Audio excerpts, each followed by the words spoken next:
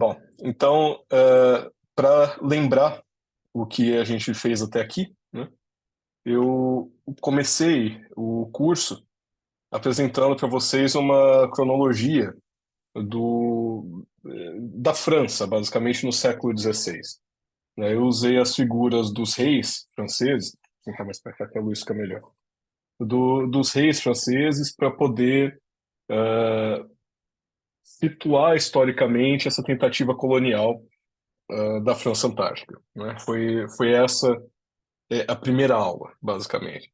E a ideia era mostrar como que a França vivia um período de instabilidade política e também de muito conflito religioso. E como que esses conflitos foram crescendo exponencialmente durante o século XVI e só vão achar algum tipo de solução no reinado do Henrique IV. Claro que não é uma solução que cai de um céu azul, né?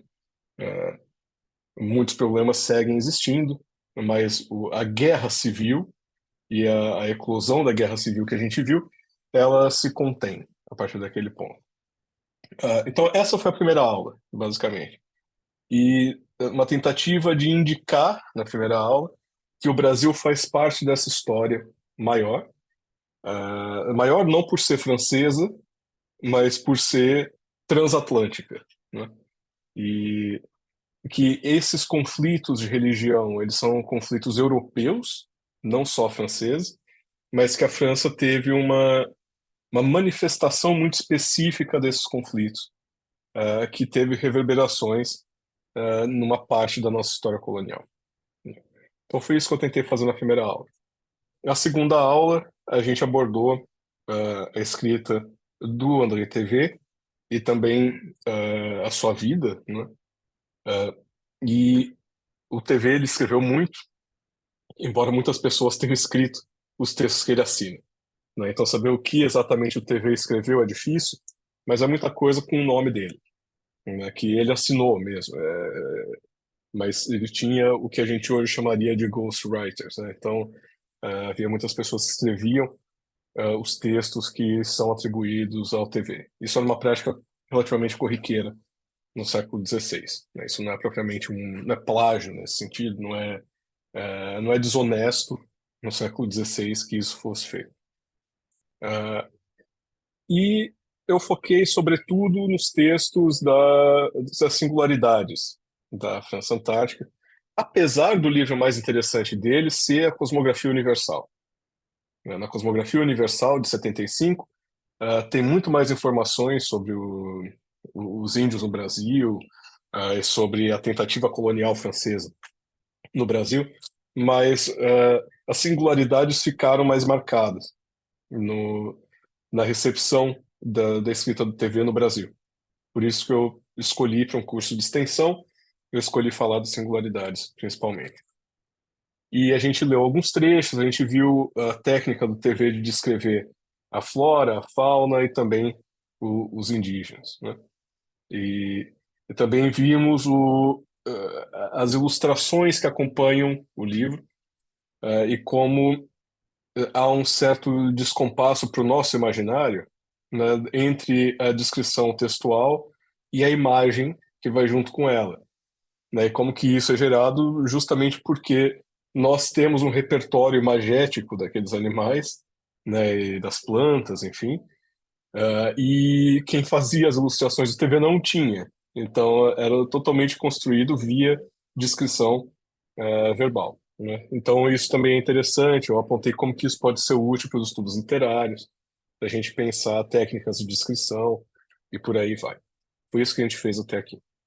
E hoje a gente vai falar de Jean Delery, que é um protestante, huguenote, né, o Huguenot, e, e que polemiza abertamente com o TV.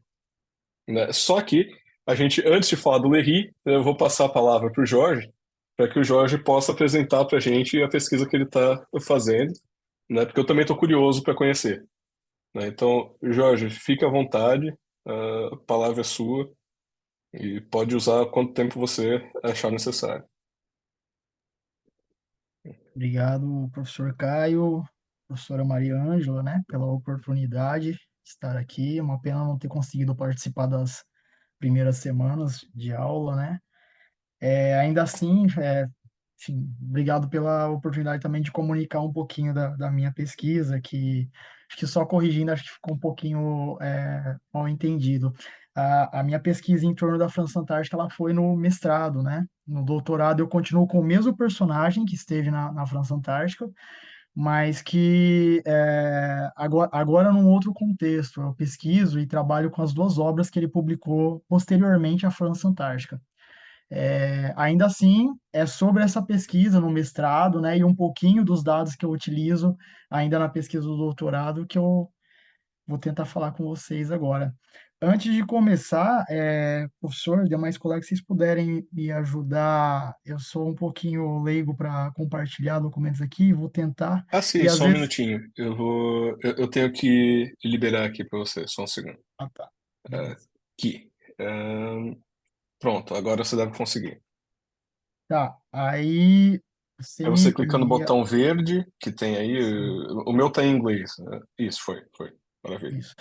Daí você só me confirma se depois a, a página tá indo, né? Enfim, tá mudando na medida em que eu falo, beleza? Perfeito. Aqui a gente tá vendo normal, mas pode deixar. Se Tá, já tá você quiser deixar aparecendo em tela então. cheia, sim, sim. Não está em tela cheia ainda. A gente está vendo como se você não tivesse apertado o F5, sabe? A gente está Entendi. vendo aquela página do. Mas O tudo que eu bem, tá preciso? dando para acompanhar. Tá tranquilo. Aí, vamos lá, vou tentar fazer com que apareça novamente só que em tela cheia. E nem tá modificando a tela aí, né? Não, aqui não. Vou Ah, parar para compartilhar novamente. Peraí. tá. Eu alertei que eu era um pouquinho leigo Não, nisso, mas não né? se preocupe, não se preocupe. É, voltou? Aí Tá foi, agora compartilhando? sim. Tá. Agora tá na tela É, cheia. ela não está modificando ainda para vocês, né? Não, ainda não. Tá, peraí. Bom, eu disse, sou bem leigo Não, não, nisso. não se preocupe. Eu vou tentar sem tela cheia mesmo e qualquer Tá, coisa, tranquilo. enfim. Abriu aí novamente? Sim, sim, estamos vendo. E tenta mudar de slide só para. Isso, funciona. Funciona assim. Tá, beleza. Bom, então, a minha pesquisa, ela levou o título, então, de Jean Contat, o Senhor de Boulé, né? Conhecido pelas literaturas tanto dos seus contemporâneos portugueses quanto dos franceses, né? E a polêmica proveniente da França Antártica.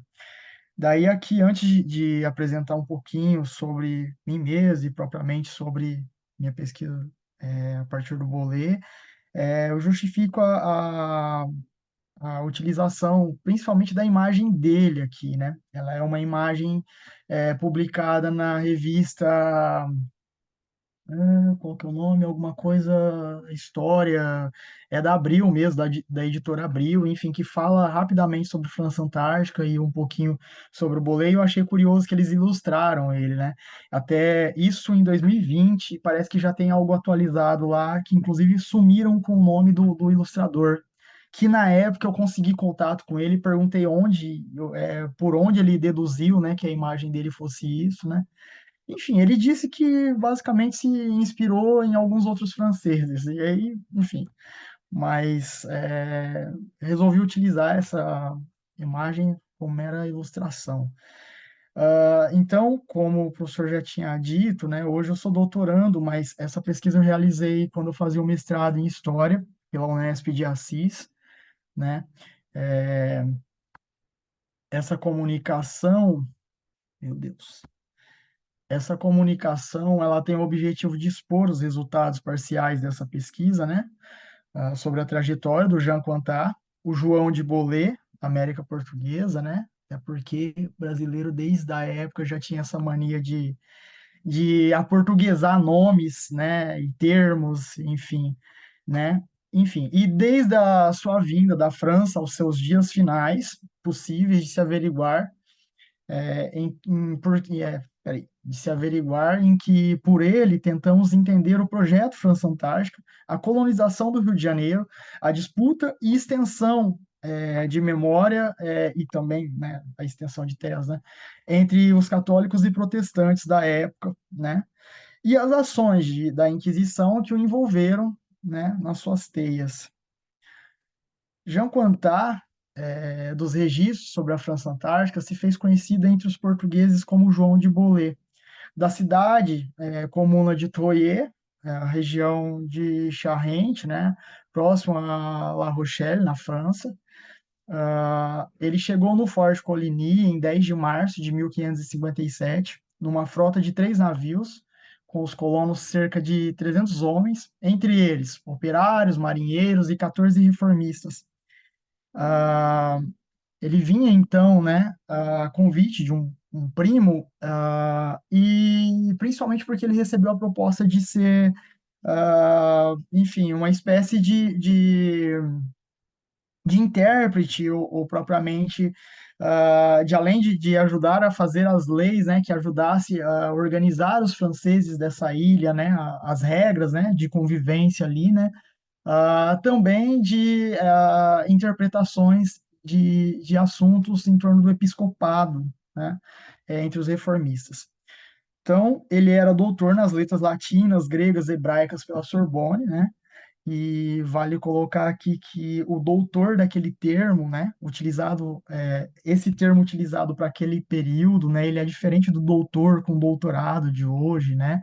Na época, salvo engano, seria uma espécie de graduação, né, de título, que as pessoas que chegavam até o que hoje nós consideramos ser ensino médio, né, eles eram chamados de doutor, né? Então, não é à toa que, além dele, no século XVI, vários outros intelectuais, eruditos aí serão ou são chamados de doutores, né?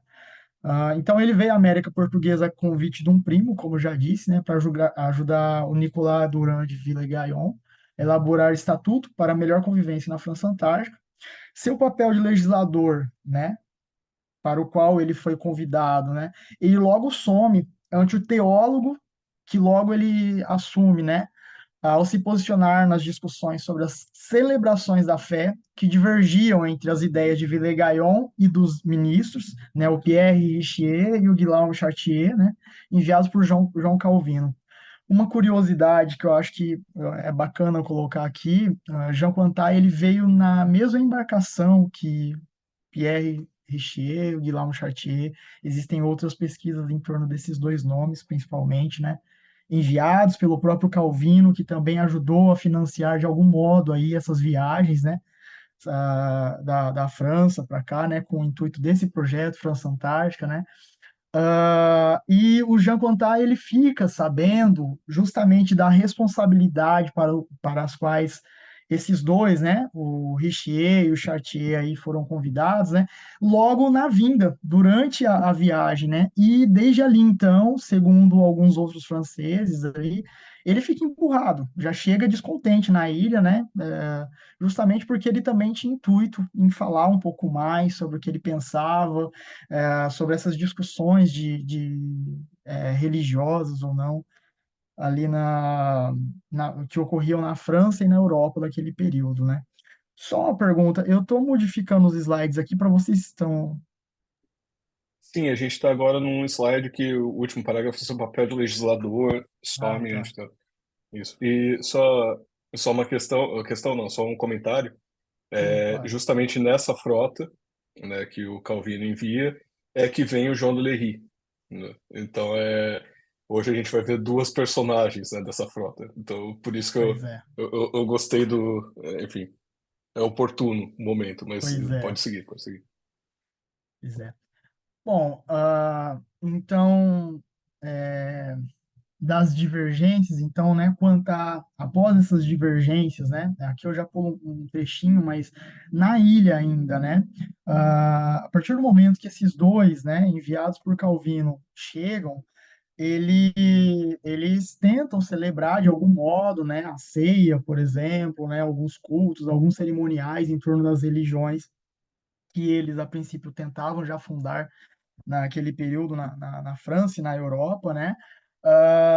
E contrariando o próprio Villegagnon, né, que era católico, né, e que, enfim, que resolve se calar justamente para não perder o apoio do próprio João Calvino ali na ilha, né?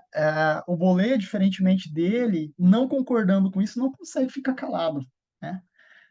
Reiteramos aí, né? Ele já fica enciumado na própria vinda dele, né? Porque ele também gostaria de ser um dos líderes ali a colocar essas discussões em torno das religiões e do que vinha acontecendo na Europa naquele período ali na ilha também, né? Enfim, e ali na ilha, né, ele acha oportuno, então, questionar alguns feitos propriamente, né? A começar, por exemplo, do que ser considerado o corpo e o sangue de Cristo ou não, né? Sobre a questão de misturar a água no vinho para render mais, entre outras coisas, e ela perder a sua essência, né? Em torno dessas discussões religiosas. Enfim, então nessas divergências, né,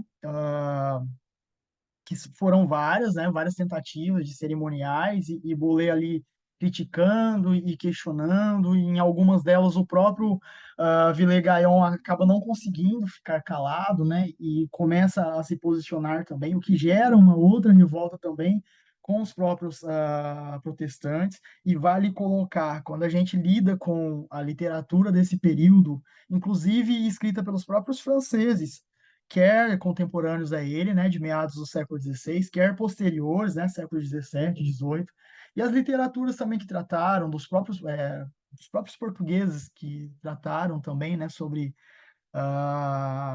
esse projeto França Antártica, né, elas não registram muito bem dados, por exemplo, de detalhes do que eram, afinal de contas. Por exemplo, o próprio Bolet, se a gente vai pesquisar o processo de Inquisição, que já vou falar um pouquinho, né, que o envolveu, a gente vê lá que ele foi acusado de luteranismo, veja bem. E ali, em momento algum, ele defende nem o nome do próprio Lutero e propriamente as ideias, ele simplesmente questiona os feitos tanto da Igreja Católica daquele período, quanto dos calvinistas e protestantes, né? Enfim, então, só essa observação. Depois dessas discussões, né, acaloradas aí, né, veja bem, numa ilha em que tem o próprio líder ali católico, né, representante da Cruz de Malta ali, enfim, que aí abre espaço para outras discussões aí, né? Tínhamos então representantes do Calvino e tínhamos alguns também, né, representantes não propriamente do próprio Lutero, mas que se simpatizavam com a linha, né, com as ideias defendidas por Lutero, né? Então, depois dessas discussões, Contá resolve sair da ilha, né? Ele vê que não há espaço para ele ali, né? Que, enfim, e junto a ele, outros franceses também abandonam, são expulsos. Aí há uma divergência aí, né? Se afinal de contas Bolet saiu pela própria vontade ou se ele foi expulso, né, da ilha, né? Assim como outros franceses, há na literatura desse acontecimento também esses detalhes, né? Inclusive de mais 4 franceses que foram expulsos. Alguns dizem que os próprios franceses os condenaram à morte, enfim. Mas eu não me adentro tanto a isso. Então, ao sair da ilha, né, da Guanabara e chegar no litoral fluminense, o Quantá, por não se dar bem com seus opositores, que também abandonaram a ilha, né, ele, enfim, ele abandona eles, né, vai num sentido diferente deles, né, ali no litoral, né, ah, e vai viver entre os nativos tamoios.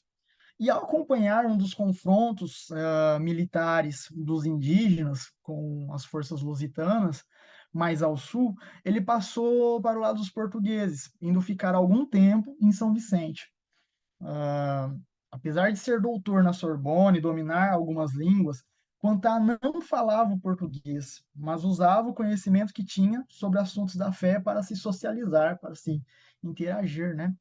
E logo ali, então, ele conquistava público, né, por onde passava, o seu modo de falar, embora fosse um tanto diferente dos que circulavam por ali, né, tanto portugueses quanto alguns indígenas, né, enfim, todos se espantavam pela sua erudição, né? O seu modo de falar. Mas os padres logo perceberam que Quantá não partilhava do mesmo pão que a doutrina dos portugueses, né? E que ele ameaçava as catequizações e conversões dos colonos e dos nativos ignorantes que se interessavam por suas colocações. O padre Luiz da Gran, segundo Anchieta, mandou Bolé à Bahia. Bolé, só lembrando que é o apelido dele, né? Que os próprios portugueses, a própria literatura portuguesa deu, né? Bolé por conta da cidade de onde ele veio, né? Então, ele, segundo Anchieta, né? Ele foi mandado à Bahia, né? Pelo padre Luiz da Gran, né? Para que lá se conhecesse de sua causa mais largamente, mais abrangente, né? Soubesse o que ele vinha fazendo, né? Causando, né? E quais eram as ameaças que ele poderia oferecer, né? Não só a colonização, mas principalmente a catequização, né? Dos demais portugueses e principalmente dos indígenas, dos nativos. Então, Bolé, por meio desse episódio, ele foi intimado à prisão pelo vigário-geral da Vila de Santos, Gonçalo Monteiro, e o meirinho Antônio Lopes, pela denúncia de Pedro de la Cruz.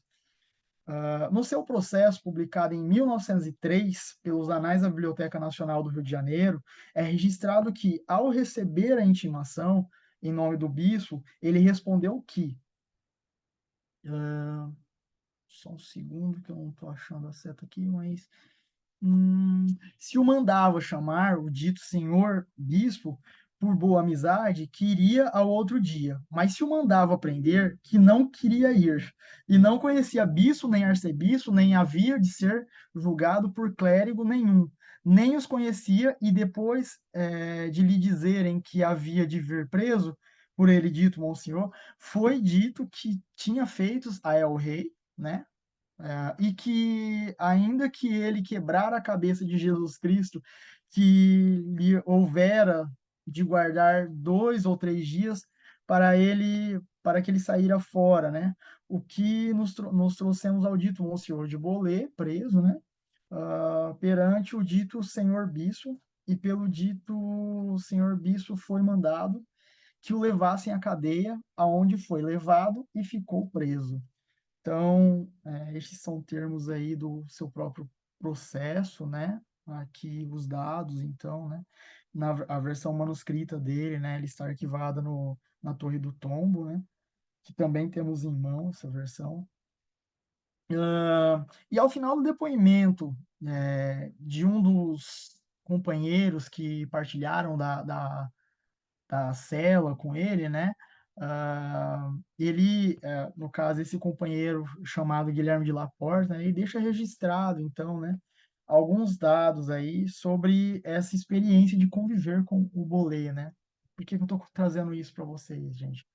Só para mostrar um pouquinho mais dessa erudição e do porquê que ela foi vista e tida como ameaça, tanto pelos franceses, né, na ilha, quanto pelos portugueses, né? Aqui, então ele coloca que lembra-me, na experiência do Guilherme de Laporta convivendo com ele, né?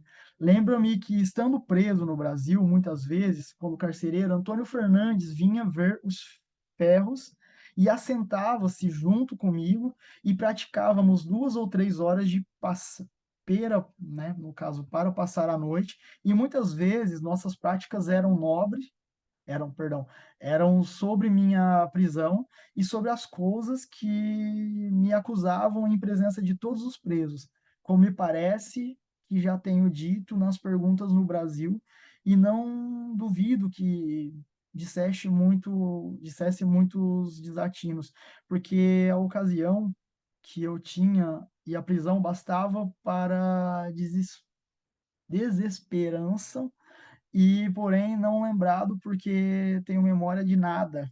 Em humanos, em humanos trabalhos que passei e ira por dia turbar o juízo, como acontecesse os presos haver muito tempo.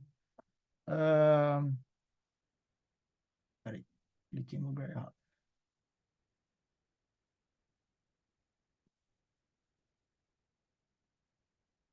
Tá, aqui ainda ele coloca, né, no depoimento ah, do seu companheiro, então, Guilherme de Laporta, ele ainda diz que vira muitas vezes o dito Antônio Fernandes, né, saindo, servindo de carcereiro, entrar de noite dentro da cadeia, onde o dito Monsieur de Beaulieu estava, e se assentava junto dele numa rede e estava muitas vezes até a meia-noite perguntando-lhe por coisas da fé.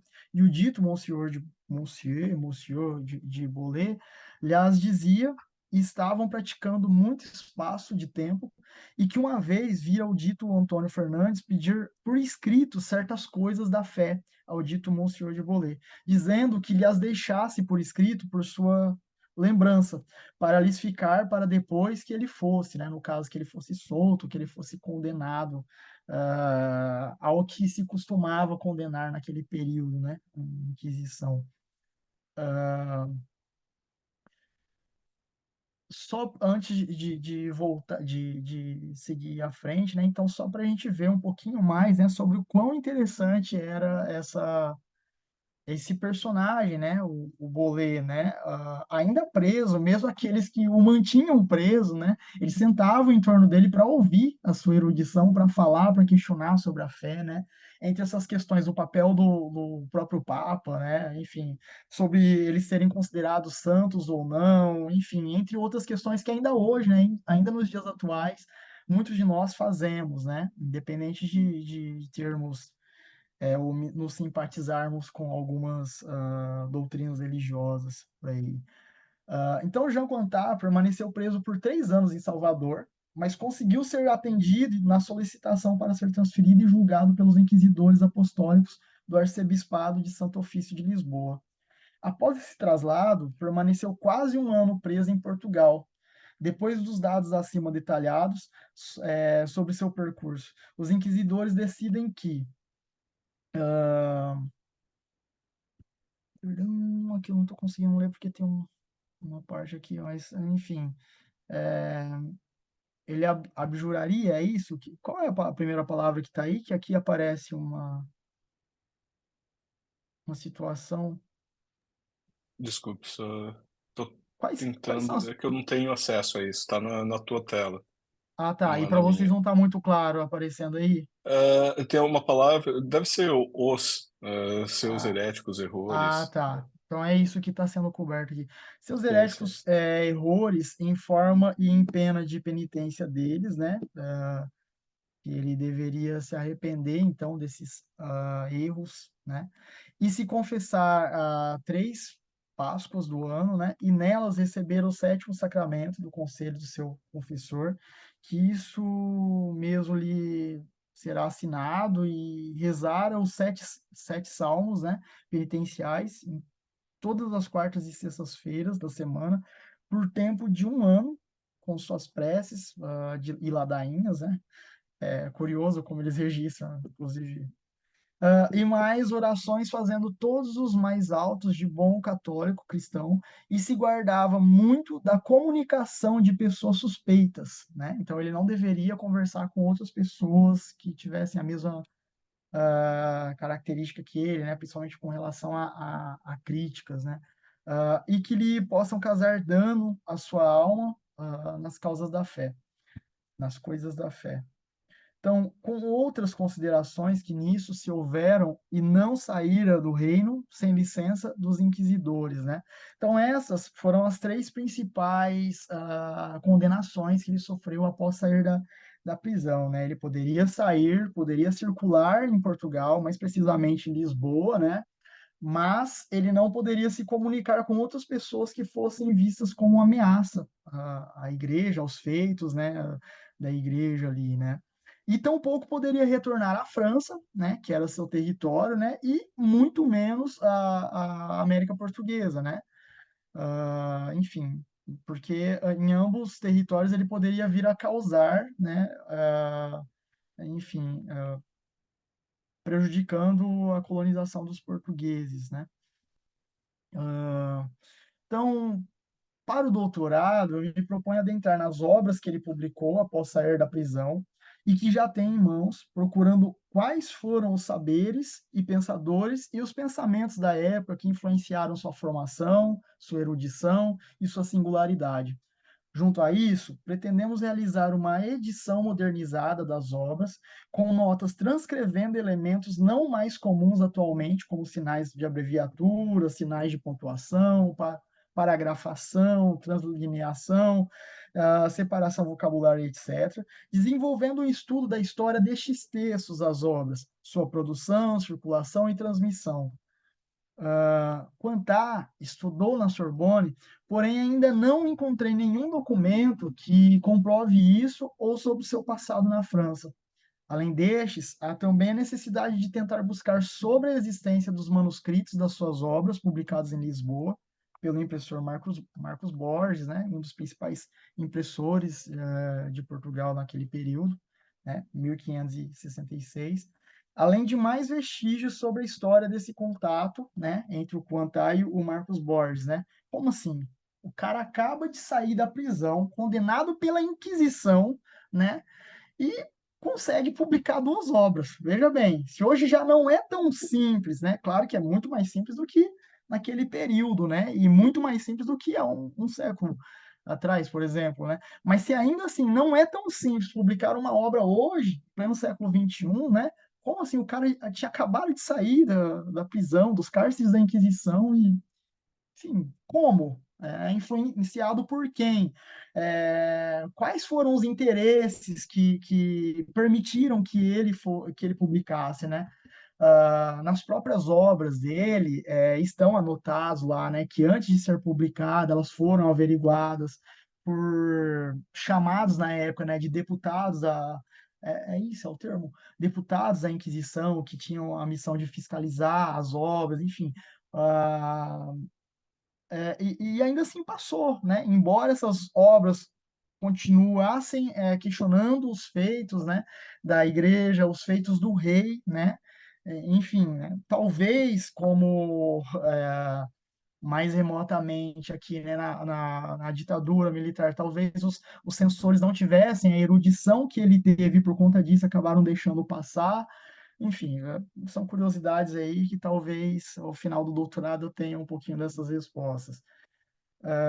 Então, essas obras, né, as duas delas, né, a primeira ele publicou em 1º de janeiro, né, que é denominado então como Paradoxo ou Sentença Filosófica contra a Opinião do Vulgo, né, que a natureza não faz o homem, senão o vulgo, né. Ela foi publicada em 1º de janeiro de 1566, né, e a sua segunda obra ela foi publicada 2 meses depois, né, em março, né, de 1566 também, e como já dito antes, ambas pelo impressor Marcos Borges, né?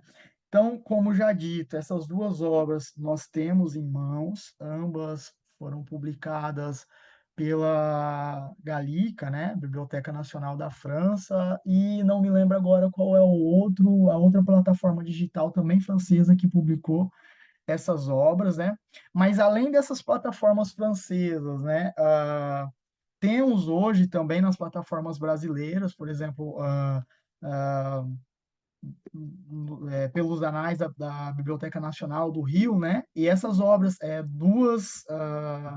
dois exemplares delas, eles estão no Rio de Janeiro, né? Justamente trazido no século XIX, né? Pela coroa portuguesa, quando vinha fugido dos ingleses, né? Que trouxe vários livros, né? E entre eles estava aí então a obra de Bolet, né? O que a gente não sabe, pelo fato de ainda não termos visitado a Biblioteca Nacional, é se essa obra, né, hoje, né, ela ainda existe no na materialidade dela, né, se decompondo, né, ou se só se tem e essa figura que a gente tem nas plataformas, né, que é um xerox, né, a gente vê aqui, né, que é uma xerocópia, né, enfim.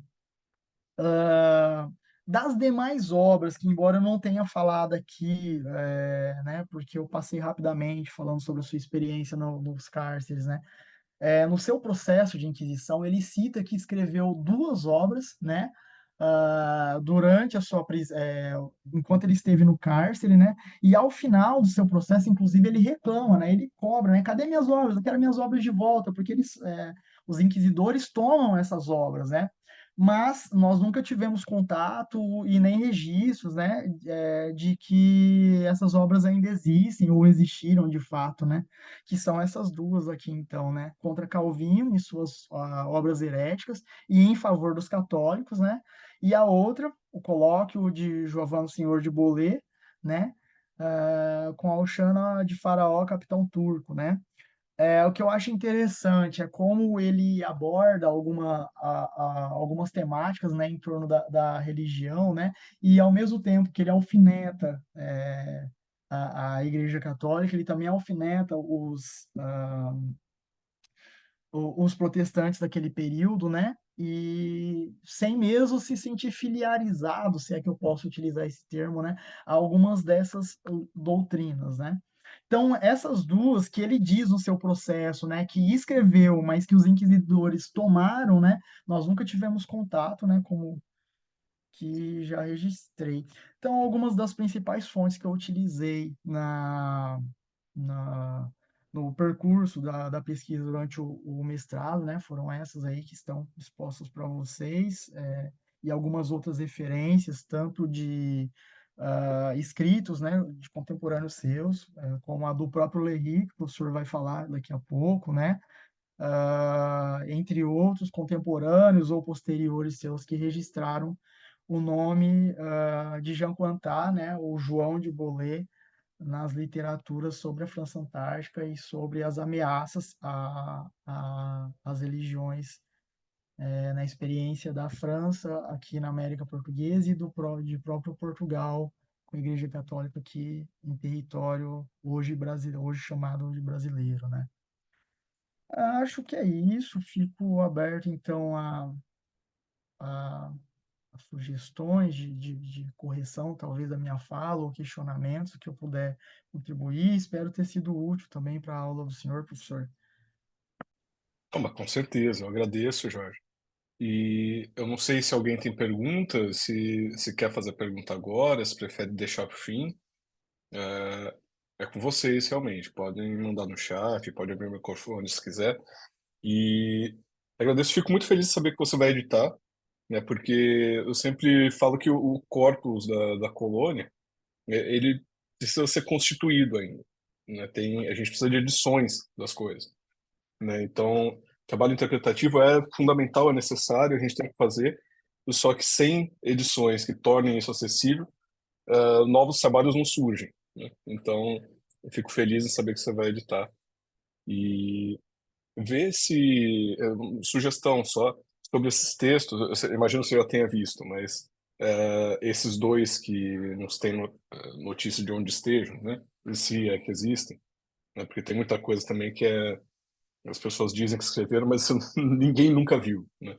Então, caso você não tenha visto, dá uma olhada aqui na Biblioteca Nacional da França, de modo geral, se tem algum fundo possível em que isso possa estar, e caso eu possa ajudar de alguma forma, colocando em contato com o bibliotecário de pesquisa aqui, alguma coisa do tipo, né? Se você tiver algum documento em vista que você acha que pode ser interessante, eu posso te pôr em contato com a bibliotecária para que ela possa verificar se é, né? Porque ela está lá todo dia, né? Então é mais fácil, tá?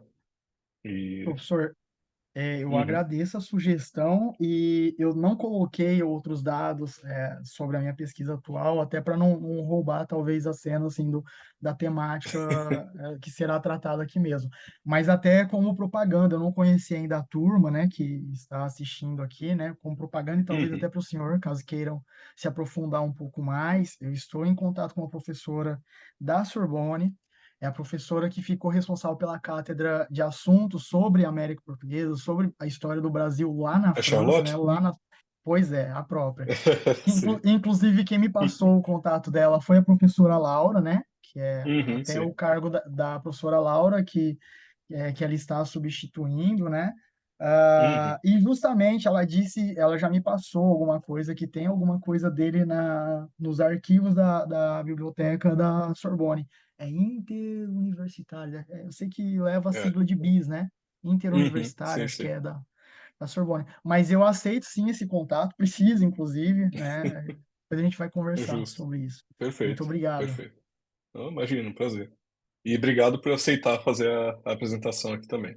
Né? Porque é uma personagem que eu sei que existe, porque o Lery cita, mas eu nunca li nada dele. E, enfim, eu quis trazer, eu sei que pode parecer estranho, né? A gente convidar no curso de extensão, falar, vem fazer uma apresentação aqui, né? Mas não, é porque eu realmente, eu acho que tem que mostrar esse tipo de trabalho também. Né? E fica também o convite para que proponha curso de extensão, né? Uma vez que a pesquisa adiante um pouco, né? Para poder apresentar essas ideias dele, né? Que é uma forma interessante para você treinar, lógico, mas é também interessante para a gente conhecer, né? Que dificilmente vai haver um curso de graduação sobre ele, mas o curso de difusão dá, né? Então seria legal ver. Mas enfim, eu vou agora passar aqui pro pessoal tá agradecendo no chat, né? Ficou muito legal mesmo. E eu vou começar aqui a parte do Lery. Bom, se eu não compartilhar a tela, fica difícil, né? Só um segundinho. E tá vendo? Não é só você não, viu? Eu também me enrolo aqui. Pronto. Conseguem ver? Maravilha. Bom, hoje a aula ela foi programada, como eu já tinha convidado o Jorge para falar, eu falei, eu tenho que fazer uma aula que seja absolutamente elástica. Então, assim, que eu tenha para apresentar sobre o Lery propriamente, ocupe ali uns 10 minutos da aula, em termos de biografia, de coisas do tipo, e depois disso eu selecionei uma série de textos, de trechos, né, dos textos dele, para que a gente possa ir lendo e comentando. Né?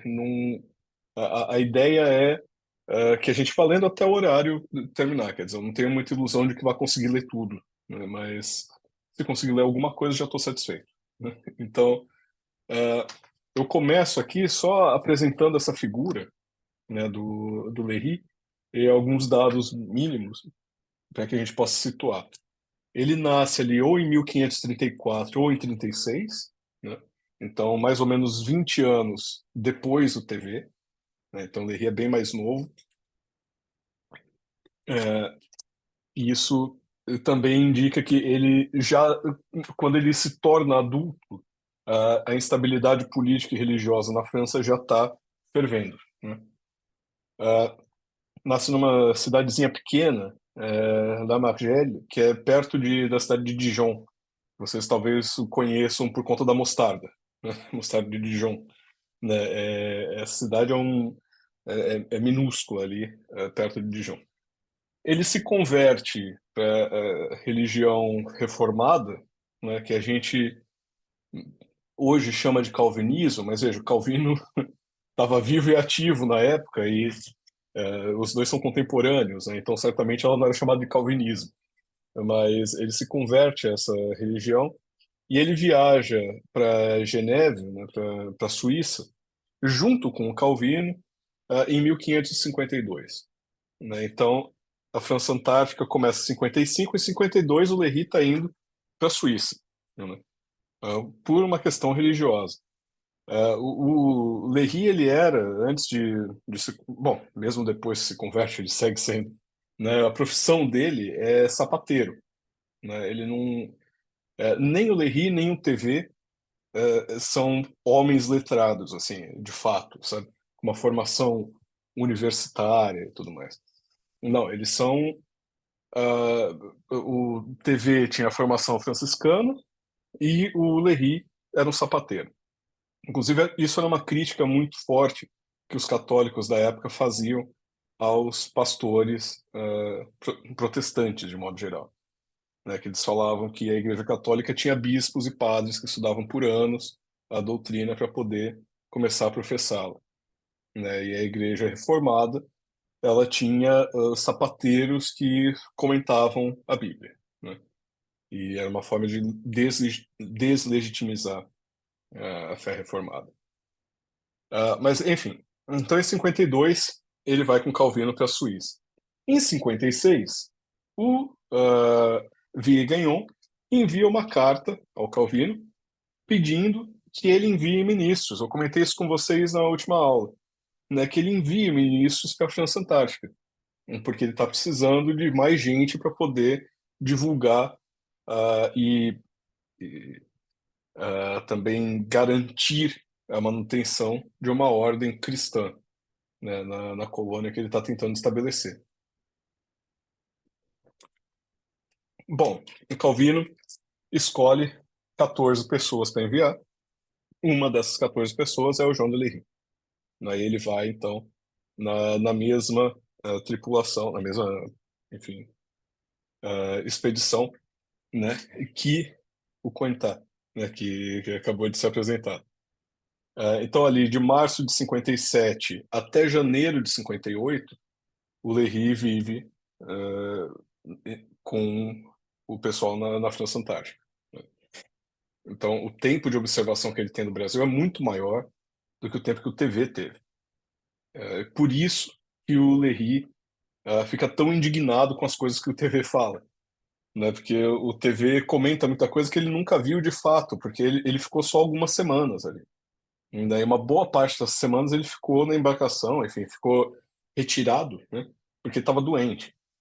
Aí o Lery diz, ele não viu nada, ele não sabe nada do que ele está falando. O que ele está falando, alguém contou para ele. E o Lery diz que ele vai contar o que ele efetivamente viu, né? Enfim, ele fica lá até 58, ele desenvolve uma simpatia, e quando a gente lê a história da viagem feita ao Brasil, né, vocês têm aqui a foto da primeira edição, né, quando a gente lê aquilo ali, a gente percebe uma simpatia sincera, né, do Lery em relação aos indígenas. Mas a gente também percebe uma rejeição absoluta a alguns aspectos das suas vidas, né? Sobretudo canibalismo, claro, mas a questão da ausência de religião, como eles diziam, né? Se acreditava na época que os indígenas não tinham religião alguma, eles não conheciam religião. A gente sabe que não é isso, mas são nesses termos que as coisas eram discutidas no século XVI. Bom, janeiro de 58, Léry volta para a Suíça, para a França, né? Depois vai para a Suíça, e ele vira pastor, de fato, pastor calvinista. Ele se casa e passa a viver como pastor em Genebra também, em 1560, mais ou menos. E ele sempre teve uma atitude, né, enquanto pastor, de conciliação com os católicos. Década de 60, ela está pegando fogo a França, né? Mas ele tenta sempre conciliar. Ele é conhecido por isso, né, nesse período. Ele viaja para várias cidades diferentes como pastor, porque, enfim, os pastores não ficavam fixos, né? Eles circulavam muito pelo reino. Bom, desculpa que o tempo está seco, que está uma tristeza. E em 72, vocês devem se lembrar que eu comentei com vocês, né, do massacre da noite de São Bartolomeu, São Bartolomeu. Bom, o Léry era protestante. O massacre foi contra protestantes, né? Então, o que que você faz quando uma guerra civil estoura e pessoas do seu grupo social estão sendo mortas no meio da rua? Você foge e procura refúgio. E ele foge de onde ele estava e encontra refúgio na cidade de Sancerre, né? Isso na França mesmo. O problema é que essa cidade é cercada, não é? E os católicos cercam a cidade com as forças reais e tudo mais. Não é só o fiel católico que vai, tem um aparato militar. E durante esse cerco, as pessoas vivem em situações de fome extremas, extremo, extremo. E ao fim os protestantes perdem, eles têm que se render, né, os católicos que estão cercando ali. E o responsável, um dos principais responsáveis pela negociação dos protestantes com os católicos, é justamente o Léry. Isso por volta de 72, 73. Em 74, ele escreve e publica o seu primeiro livro, né, que como vocês veem aqui, a História Memorável da vila de Sancerre, né, em que ele vai contar justamente como foi esse período e como foi viver esse cerco católico ali. Depois ele segue sua carreira de pastor, circula por vários lugares, ele vai para a Suíça e lá ele vai morrer em 1613, né, de peste. Ele morre lá. Ah, Sobre o relato dele acerca do Brasil, sendo muito sincero, o Léry não acrescenta grande coisa em termos de conhecimento dos povos indígenas, né? O TV ele tem todos os defeitos possíveis. Agora, ele é um dos principais compiladores em língua francesa, talvez o principal, de informações que hoje nós chamaríamos de etnográficas, né, desses povos, dessa sociedade. O Léry, apesar dele combater muito o que o TV fala, as informações que ele passa são, de certa forma, repetidas do TV, não é, em termos dos indígenas. Ele faz correções específicas. É, ele acrescenta coisas que ele viu, mas que são, em geral, do lado francês das coisas. Ah, Agora, uma correção que ele faz, que é muito importante, é que o Léry, talvez para poder carregar nas cores do que ele está contando, ele associa o canibalismo, eu falo canibalismo, antropofagia, enfim. E como antropofagia para a gente está muito marcado com a questão modernista, eu acabo evitando o termo. Mas, na verdade, o termo mais correto seria antropofagia mesmo. E ele, o TV associa essa antropofagia a um apetite doentio dos indígenas, né? Quer dizer, eles comem os outros, sim, por vingança, mas também por gostarem da carne, né? Então isso faz parte de da culinária, digamos assim. O Léry corrige isso. O Léry diz, não, se trata pura e simplesmente de uma questão de vingança, né? E não de um gosto deformado. Eles não são perversos no que diz respeito aos seus hábitos alimentares, né? Eles comem para se vingar do inimigo. Isso hoje é ponto pacífico, dentro do que a gente pode considerar um ponto pacífico nesse termo, né? Porque é um tema que até hoje provoca grandes discussões. Durante o século XX, houve quem defendesse, no campo da antropologia, que todos os relatos sobre antropofagia e, e canibalismo eram invenções cristãs para criar uma figura monstruosa dos indígenas. Francamente, não tem muito cabimento isso, né? É claro que há um exagero nas representações, sem dúvida, né? As imagens que eu mostrei para vocês mostram aquelas pernas e braços pendurados para comerem depois, né? Tem uma coisa assim, parecendo que está quase num açougue, né? Por óbvio que aquilo ali é um exagero. Dizer, no entanto, que a antropofagia não acontecia, não, né? Calma lá. Ela acontecia assim, era uma prática social muito importante, inclusive.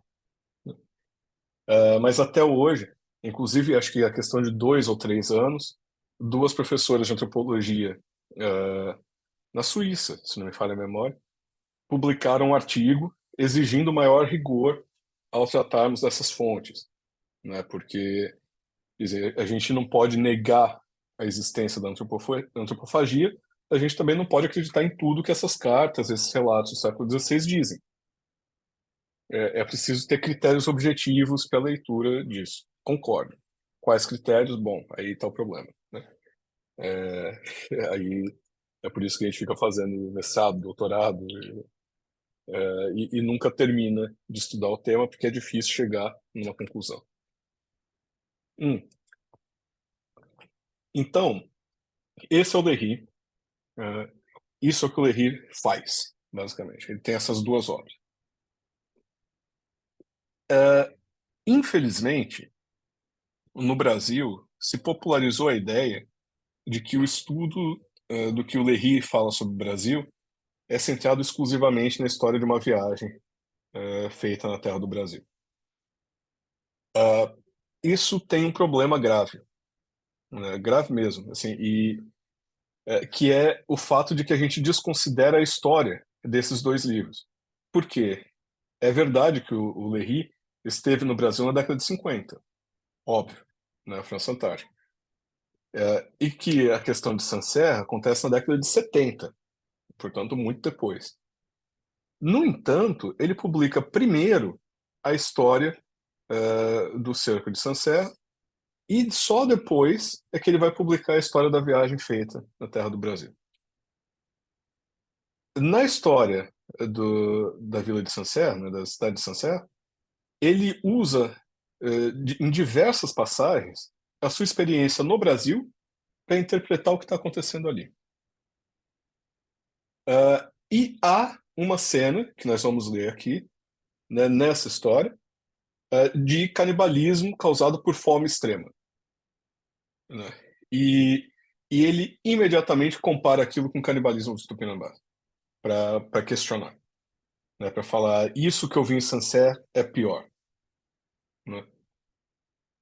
Eu entendo que a história do Cerco de Sancerre não é uma história sobre o Brasil, mas eu também entendo que o Brasil está presente nessa história de forma estrutural e que, portanto, a gente deve incluir essa história na reflexão sobre o que o Léry fala do Brasil. Tá? A história de uma viagem, ela supostamente foi escrita, supostamente não, a gente consegue demonstrar diversos momentos de escrita. O Léry conta a história, eu separei os trechos aqui também, mas eu não sei se vai dar tempo da gente ver. Mas ele conta que escreveu o livro imediatamente depois de voltar à França, mas que por conta das guerras de religião ele perdeu o manuscrito, aí escreveu uma segunda versão, mandou para um editor que também perdeu o manuscrito. Aí ele já estava quase desistindo e alguém encontrou o primeiro manuscrito, mandou para ele, e o que ele estava publicando era o manuscrito da década de 50, intocado. Bom, isso não é verdade. É o que a gente nota que tem camadas de produção do texto, né? Então, você tem sim coisas que muito provavelmente foram escritas na década de 50, mas você tem coisas também que necessariamente foram escritas depois, porque ele polemiza o tempo inteiro com o TV e com a cosmografia universal do TV, que foi escrita, foi publicada em 1575. Quer dizer, não tem como ele ter escrito tudo aquilo na década de 50. Então, o que eu quero dizer é, um livro vai remeter ao outro invariavelmente, né? Então é necessário que a gente estude os dois. Problemas para isso, talvez eu esteja sendo injusto e algum tradutor tenha feito o trabalho de traduzir isso e publicar. Não consegui encontrar. Pode ser incompetência minha para encontrar isso. Mas eu busquei para a aula de hoje a história do cerco de Sancerre, não encontrei em português. É, talvez tenha, enfim, eu não encontrei. Então eu traduzi alguns trechos para que a gente possa ler aqui. E eu escolhi começar por Sancerre não só porque o livro foi publicado primeiro, mas porque eu acho que faz mais sentido começar pelo que é menos acessível, né? Se de fato a minha percepção de que isso não foi traduzido, ou se foi traduzido e não está circulando, né? Se essa percepção for certa, eu acho preferível que a gente comece pelo mais difícil de se encontrar. Tudo bem? Então, vamos lá. Ah, isso aqui, só de curiosidade. O Léry, a influência dele na França é enorme. Você acha antologias dos escritos do Léry aqui, né? E isso aqui eu peguei como exemplo o Jean-Christophe Ruffin publicou esse livro, Rouge Brésil, em 2001, né? E que é baseado no relato do Léry, né? E ganhou esse prêmio, o prêmio Goncourt, que é um prêmio bastante prestigioso aqui na França, né? Então vocês veem que 2001 ainda tem esse imaginário criado pelo Jean Léry, né, circulando por aqui. Então é um autor fundamental para a gente entender a imagem do Brasil do século XVI, que foi criado no exterior. Tá? Bom, uh, agora, como vocês sabem, é a hora de eu pegar alguma vítima, né, e pedir ajuda para ler. Alguém se voluntaria? Eu posso ir. Por favor. Por favor. Ok. História memorável da cidade de Sancerre. Posto que eu sou e serei até o fim de minha vida, assim querendo a graça de Deus, do grupo dos que professam a religião pela qual a cidade de Sancerre foi tão rude e estranhamente tratada, como a presente história demonstra, caso alguém suponha que, por isso, eu tenha me afastado, ainda que um pouco da verdade, seja por dever favor àqueles do partido que eu segui, ou por raiva que eu traga daqueles que nos fizeram tanto mal. Eu lhe suplico, seja quem for, que fique persuadido do contrário e creia, como eu testemunho diante de Deus, que nesta presente narração, que eu cuidadosamente registrei dia a dia, eu não tinha nada diante dos olhos que a simples e pura verdade. Obrigado. Isso aqui é como ele começa, né, a sua história. E isso que ele fala que registrou dia a dia, de fato, tem uma porção grande ali do. Na verdade, o livro quase todo. É um diário. Assim, dia tal aconteceu tal coisa, dia tal aconteceu tal coisa. Né? É de fato para registrar o que está acontecendo de perto. Né? E eu tentei manter o máximo possível, né, a sintaxe esquisita, né, que, que tem o século XVI francês. Né? Então, enfim, por isso que é estranho mesmo para ler. Se você se importa em continuar aqui, Posso continuar? perfeito. É, com a fome aumentando mais e mais em Sancerre, os gatos também tiveram a sua vez, e foram todos em pouco tempo comidos, tanto que sua população desapareceu em menos de 15 dias. Por causa também da fome que lhes afligia, muitas pessoas passaram a caçar ratos, toupeiras e camundongos. A fome lhes levou incontinente a inventar toda sorte de ratoeiras. Mas, sobretudo, via-se o alívio das crianças pobres quando conseguiam pegar alguns camundongos, os quais cozinhavam sobre o carvão, normalmente sem tirar sua pele nem vísceras, e a grande avidez com que os devoravam mais do que comiam. E aqui, vocês desculpem de vez em quando vai ter uns erros de digitação, tá? Aqui já é no capítulo em que ele está descrevendo a fome de Sancerre. Né? É bem. Ah, maravilha, Rita. Eu vou passar a palavra para Rita, então, agora, para ler o próximo. E, assim, ele descreve que se comeram todos os bois, basicamente, depois se comeram todos os cavalos, menos seis, que ficaram para serviço. Depois se comeram, sabe, os carneiros. Ele vai descrevendo tudo o que seria normal comer. Aí fala, a fome chegou a tal ponto, começando a comer gato. Depois, rato, camundongo, topeira. E ele vai aumentando. Essa narrativa que não narra do começo ao fim rápido, mas que vai juntando animal por animal por animal por animal, ajuda a amplificar o tamanho da fome que se sentia, né? E ele segue. Isso aqui é tudo o mesmo trecho, é um trecho longo que eu selecionei porque eu acho ele muito impressionante mesmo. Rita, pode ir lá. E não havia cauda, pata, nem pele de rato que não fosse imediatamente recolhida para servir de comida a uma grande multidão de pobres sofredores. Alguns achavam os ratos assados maravilhosamente bons, mas ainda ficariam melhores no forno. Mas o que é? Os cachorros, coisa que eu não creio que antes tivesse sido praticada, a não ser muito raramente, não foram poupados. Assim, sem horror nem apreensão, foram mortos para serem comidos tão comumente como os carneiros em outra época. Ô louco, hein? Sim, pode seguir.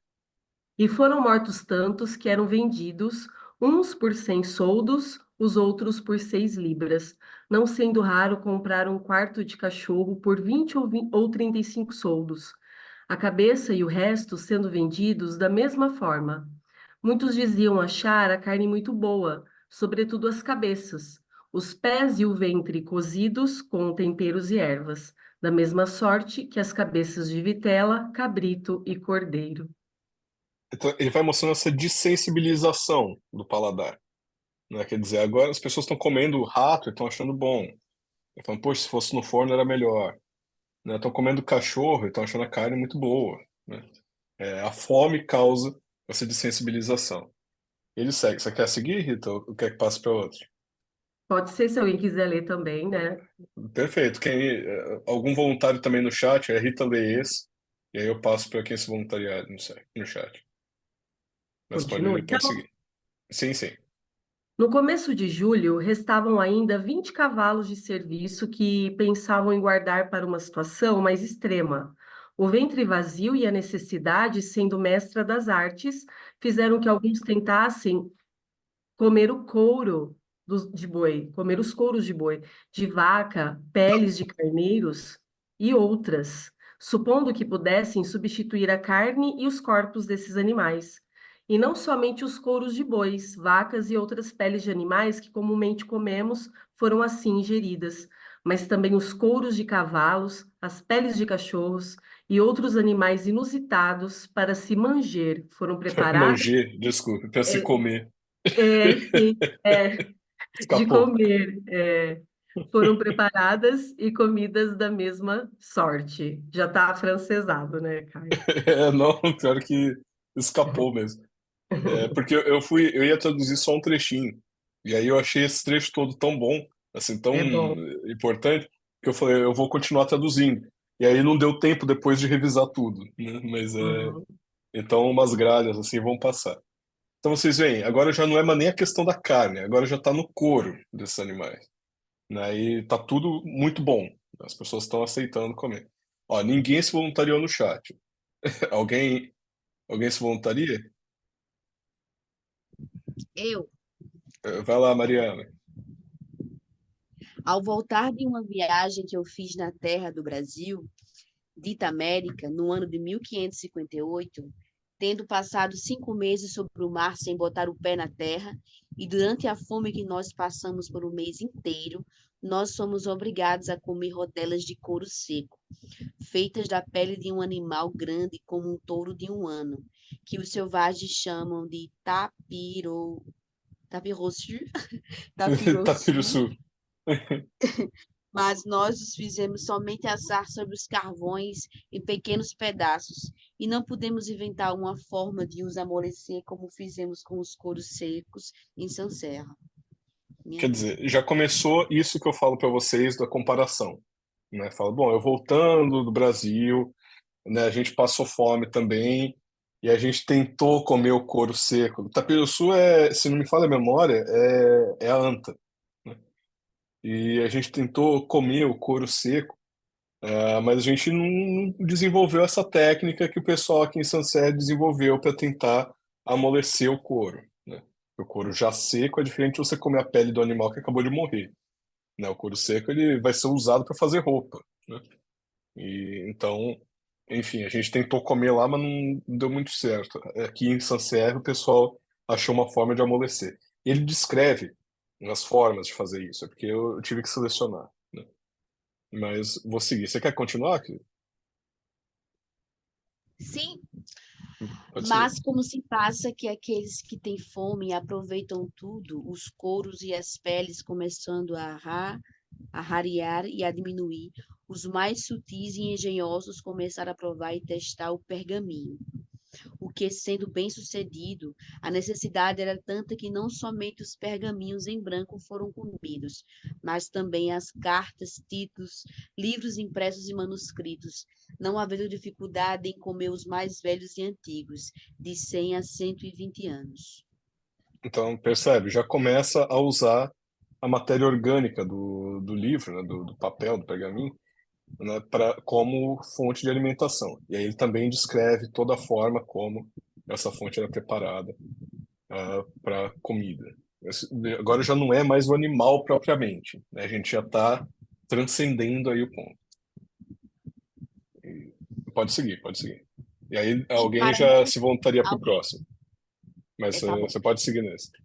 Tá bom. E para não omitir nada de tudo que as pessoas esfomeadas podem aproveitar, os cascos dos cavalos encontrados em meio ao estrume, os velhos cornos de bois e vacas, os velhos ossos recolhidos pelas ruas, foram comidos e roídos por muitos que não deixavam nada para o lixo.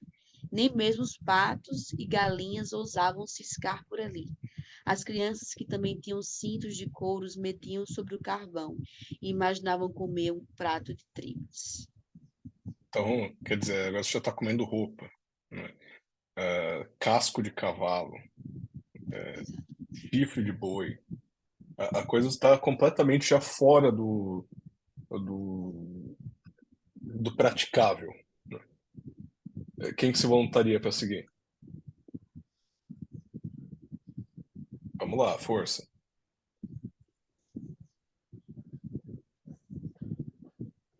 Ó, gente, livre espontânea vontade ou livre espontânea pressão?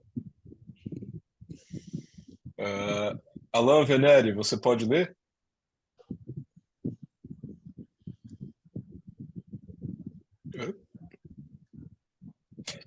Acho que não está por aqui. Vamos ver. A Clara está por aqui?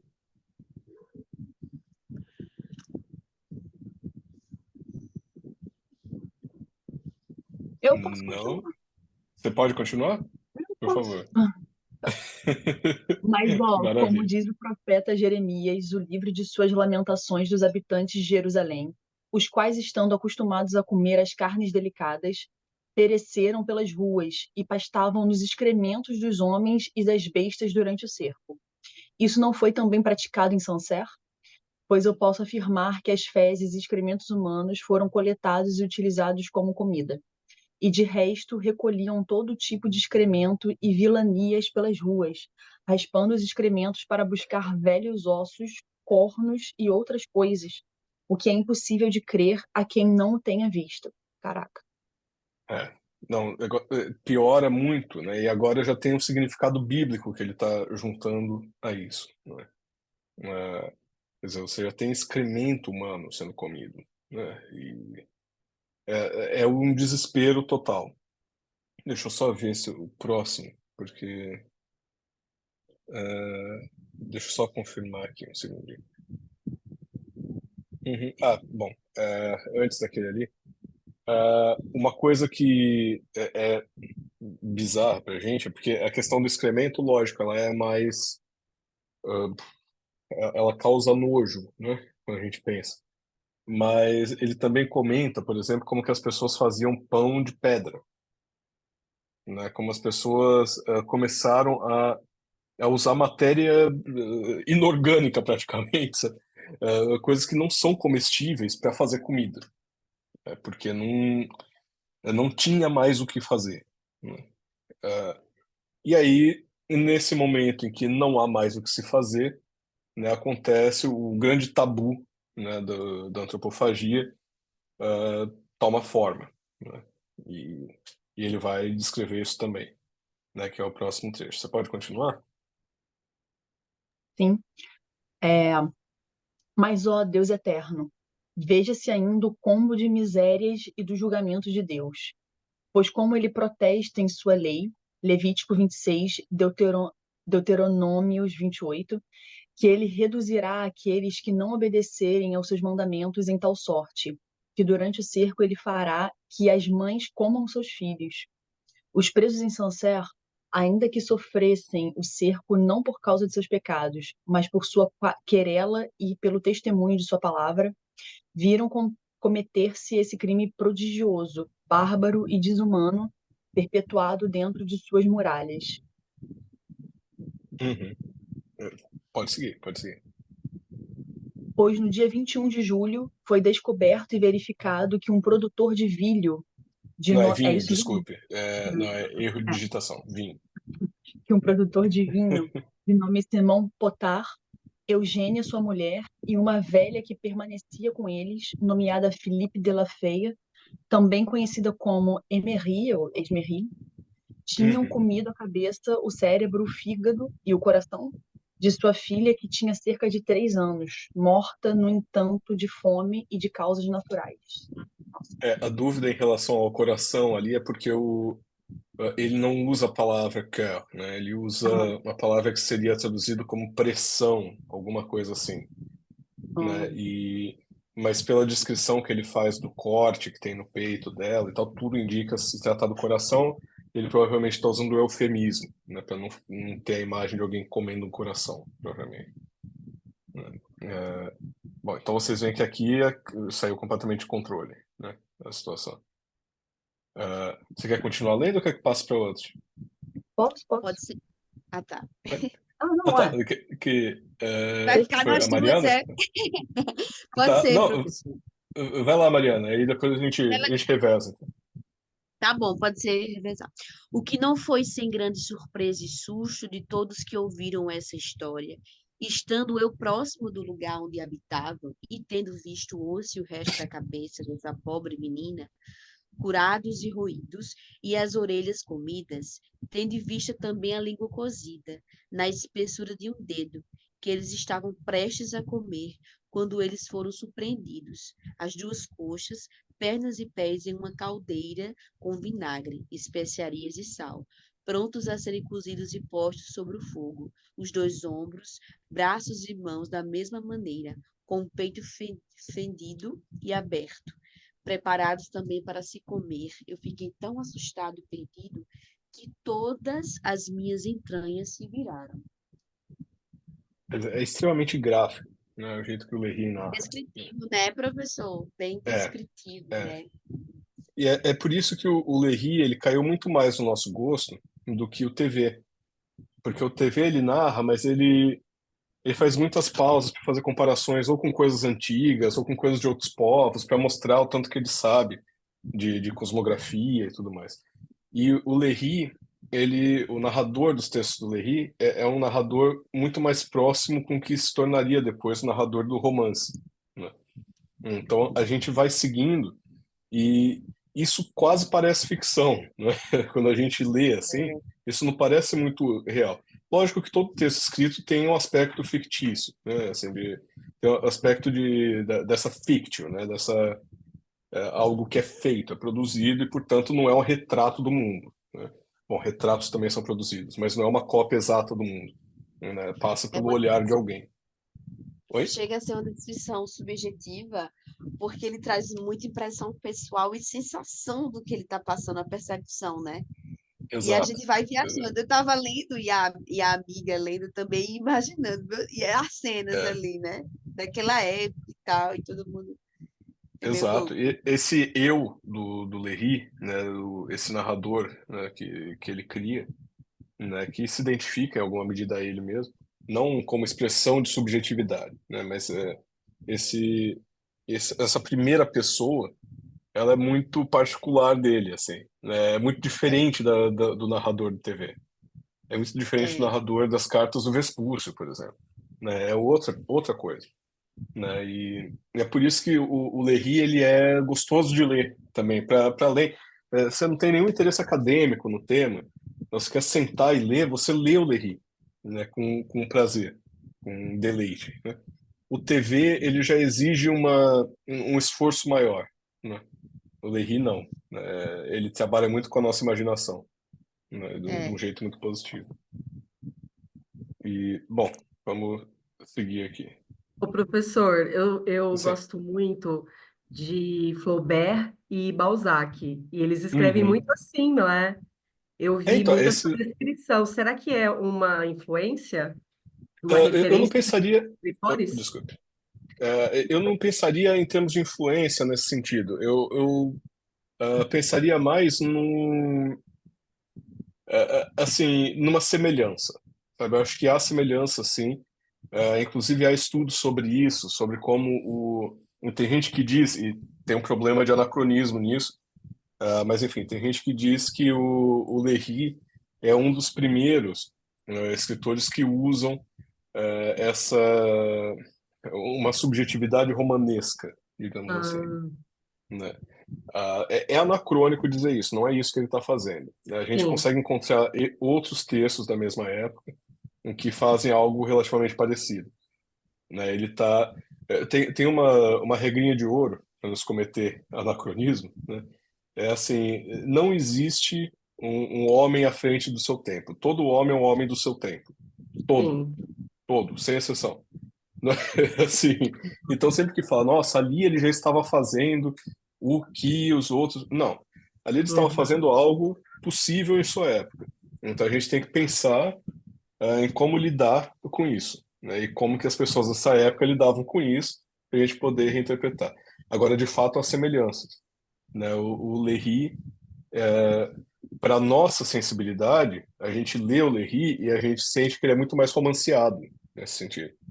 Sim, Porque ele é muito mais semelhante com o que se tornou o narrador do romance, né, do que o é, TV, sem dúvida alguma, né? sim, muito bom, obrigada. Imagino. E, bom, então, você pode seguir aqui? Eu ou a amiga? Oi? Quem foi que leu por último? Eu me Foi perdi eu. aqui. Foi você? Então, amiga. Tá. Vamos fazer uma, cada vez uma, né?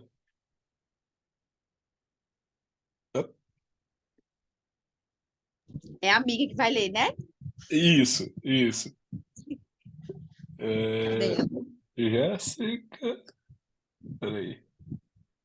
Era Jéssica, não? Eu tô doido, porque eu virei Ai, mestre em desculpa, chamar. não, não, É, vamos lá, vamos lá, vamos lá. vamos lá? É Perfeito. Rita, não?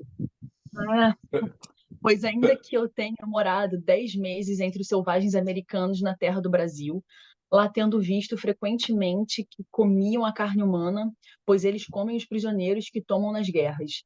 Nunca senti tanto terror quanto tive ao ver esse espetáculo lamentável, o qual não havia ainda, como creio, jamais sido visto em uma cidade sitiada na nossa França. O pai, a mãe e a velha foram tomados prisioneiros, os quais, sem tergiversar, confessaram o feito, mas negaram terem matado ou ajudado na morte de sua filha, como eram acusados. Maravilha, obrigado.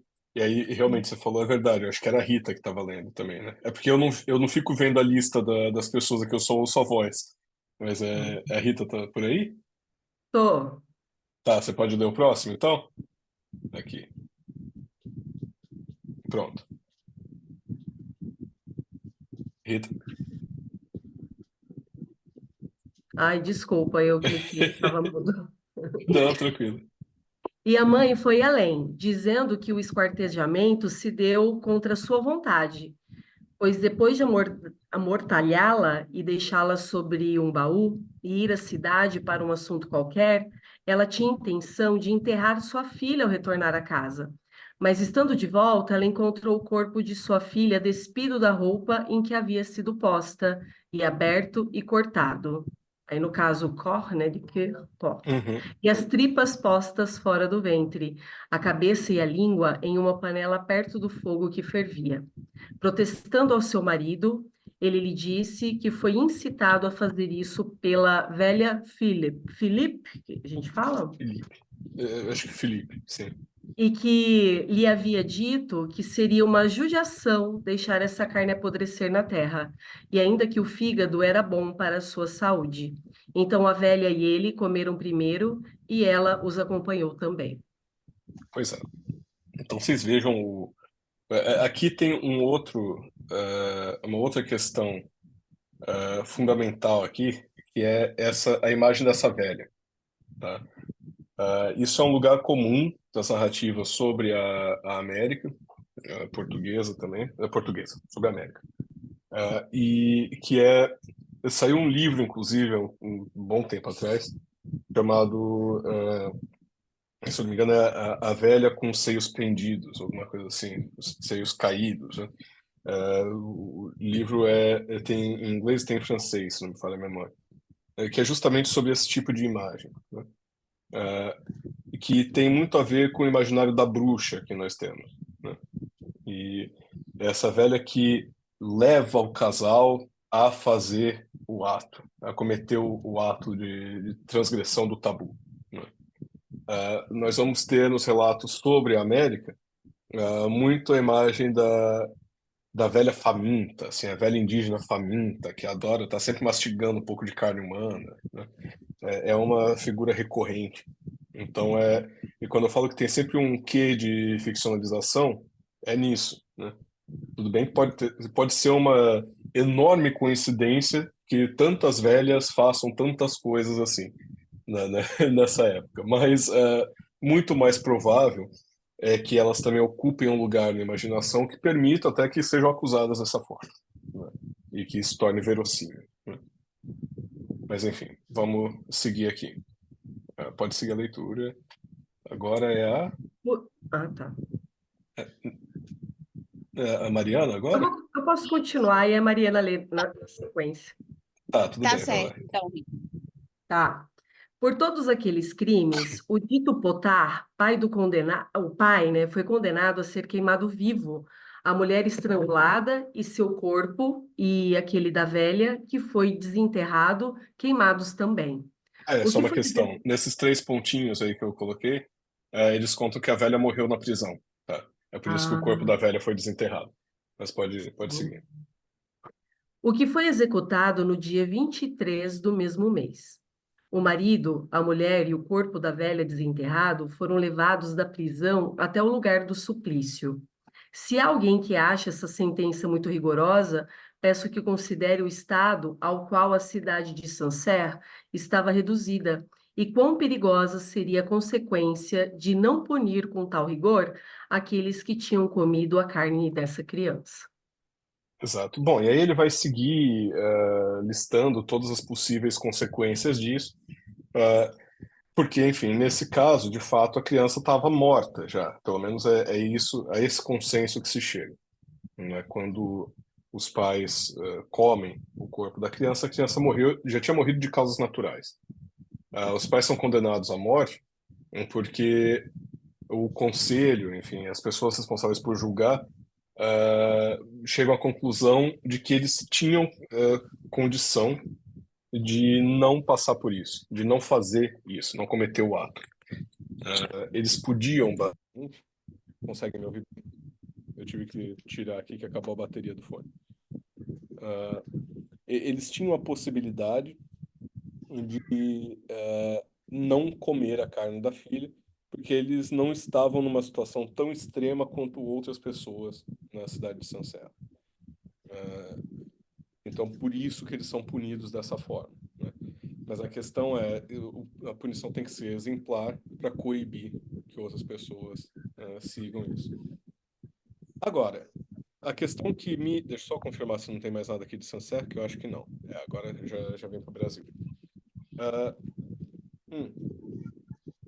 A questão que me interessa aqui, como alguém que está pensando a França Antártica, porque o curso é sobre a França Antártica, não sobre Sancerre, né? Dado que há um caso desses, de canibalismo ali, de antropofagia, né, em Sancerre, e que o Léry usa a sua experiência no Brasil para comparar o nível de horror que esse caso lhe causa, a gente nota que o Brasil é usado para interpretar Sancerre, né? Agora, em que medida Sancerre vai ser usado para interpretar o Brasil? Porque, afinal de contas, ele vai publicar esse livro depois, né?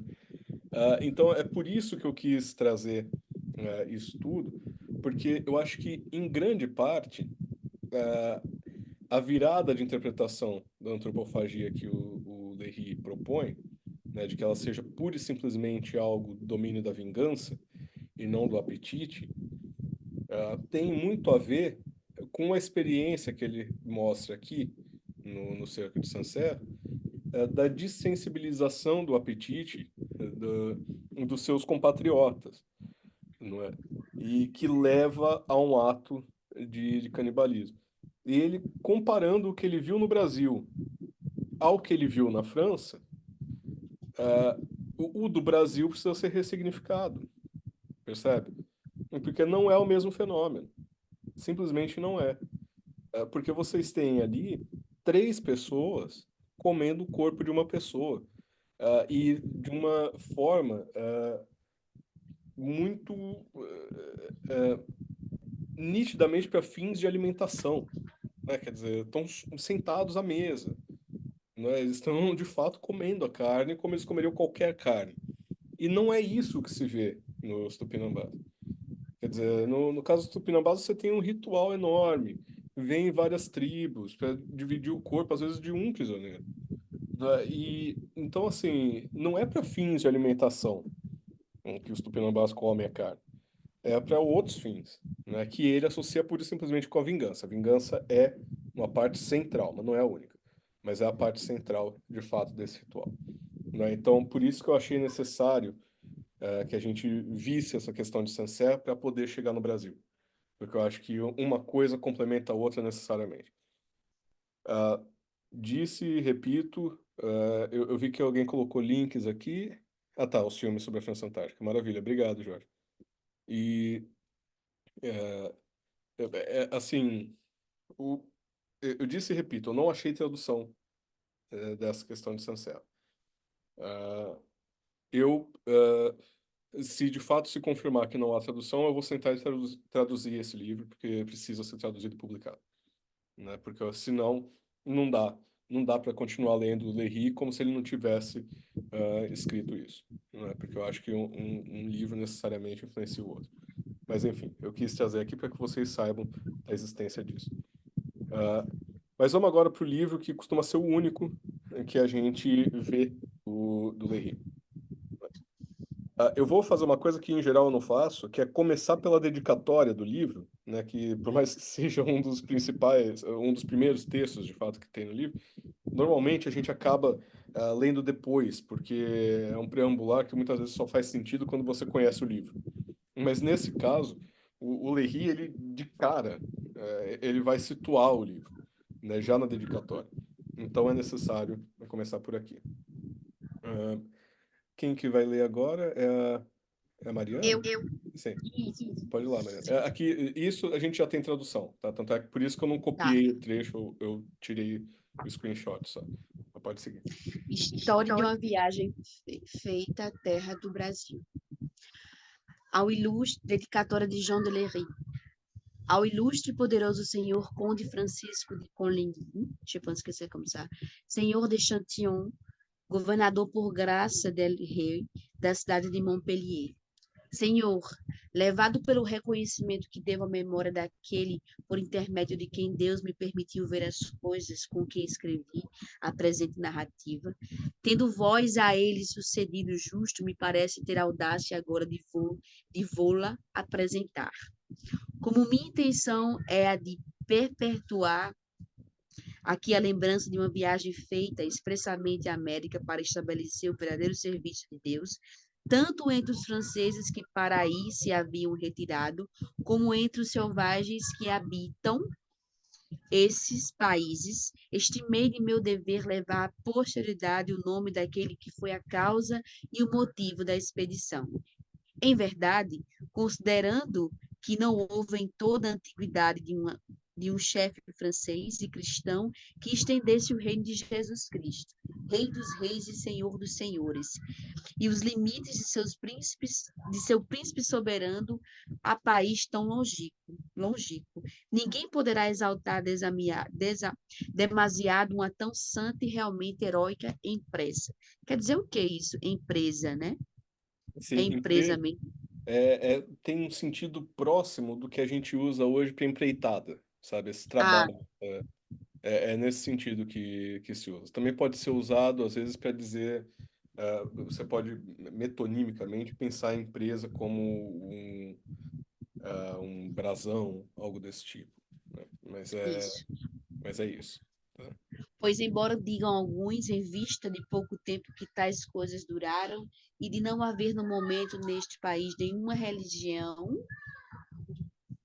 verdadeira levada pelos franceses, que merece o fato pouca importância.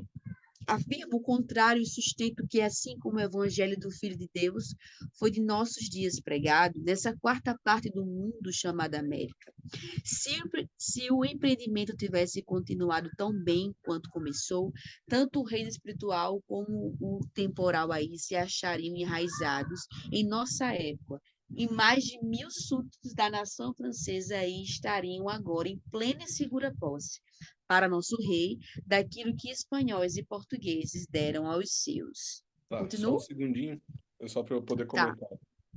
Ah, bom, então aqui vocês percebem que ele começa falando do fim do objeto da sua narrativa. Quer dizer, ele começa falando que, olha, se tivéssemos feito isso diferente, se tivéssemos seguido o que em princípio nos propusemos a fazer, né, e não tivéssemos mudado isso depois, ainda estaríamos lá no Brasil, e não os espanhóis e portugueses dividindo essa terra. Quer dizer, na dedicatória ele já indica que o que ele vai narrar acabou, já não existe. E, além disso, ele indica que a sua função é religiosa. Quer dizer, eu fui lá para professar a fé, né? E, de fato, ele foi lá com esse objetivo, né? Mas é muito semelhante o discurso ao dos jesuítas também, do lado português. Quer dizer, ele do lado calvinista está propondo uma coisa muitíssimo semelhante ao que os jesuítas propõem, não é?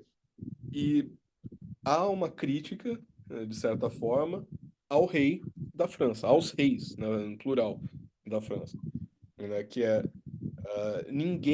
nenhum desses príncipes da França, nenhum dos reis da França, mandou de fato a gente ir lá fazer isso, né? Foi a primeira vez que isso foi feito, enquanto que os portugueses e os espanhóis já estão aí espalhados pelo mundo inteiro fazendo isso. E se a nação francesa fizesse isso como deve ser feito, segundo Léry, né, hoje já seríamos mais de 10 mil lá. Mas não fizeram, aí o projeto colonial acabou, né? Então tem uma certa crítica já à forma como esse projeto colonial é conduzido. Mariana, você quer continuar esse parágrafo até o fim? Esse assim, Pode ser. tá. Depois, Rita lê, né? Depois eu passo. Isso.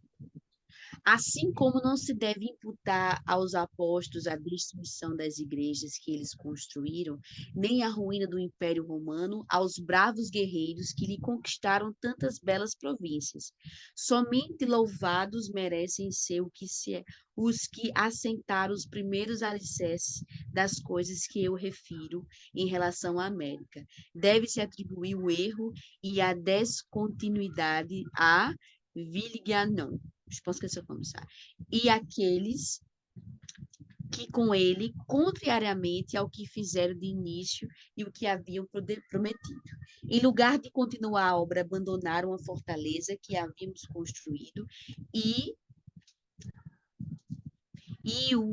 me perdi, país que a chamáramos França Antártica, aos portugueses, os quais nele se adaptaram muito bem. Assim, nunca deixarão de compreender o grande valor do senhor Gaspar de Coligny, almirante de França e vosso muito virtuoso pai, que executou a empresa por intermédio daqueles que enviou para a América e que, além de entregar novas terras à coroa de França, mostrou ainda seu zelo para que fosse o evangelho não somente. Aqui eu não pego, Caio, cortou. Não Não, tranquilo, somente. tranquilo. Aí, deixa eu ver aqui. Tá cortado. Sim. Não somente pregado em todo o reino, mas ainda em todo mundo, porque eu sequer respeitei o tamanho do slide, né? Desculpe. Não, pai. Não, mas enfim, eu vou. Obrigado. Nada. Aqui eu vou agora só, como a gente já está aí, falta uns minutinhos só para acabar a aula, eu só vou para poder fechar, eu vou acelerar um pouquinho. E então aqui você já vê, o Léry está no começo, reclamou da falta de empenho real, da falta de empenho da coroa para fazer o projeto colonial funcionar. Culpou diretamente o Vieillagnon, né? Não deixou margem para dúvida. A culpa da descontinuidade é dele, né? E aqueles que com ele se juntaram, né? Não tem meias palavras, né? Por que que o Léry está com esse tom? Porque o TV tinha acusado os calvinistas de serem os responsáveis pelo fim da empreitada, né? Isso porque, senhor, considerando-vos representante da pessoa desse excelente senhor, do rei, a quem deve a pátria. Não, desculpe, o rei não, o pai dele, né? A quem deve a pátria tantas ações generosas, publiquei este meu trabalho sob os vossos auspícios. Por isso, a vós é que terá de prestar contas TV.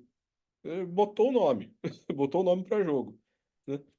Por ter, de modo geral, e na medida de suas forças, condenado e caluniado a causa pela qual fizemos essa viagem à América, e ainda por, ao falar do almirante de França, na sua cosmografia, ter ousado denegrir o nome venerado por todos os homens de bem de quem foi o promotor da viagem.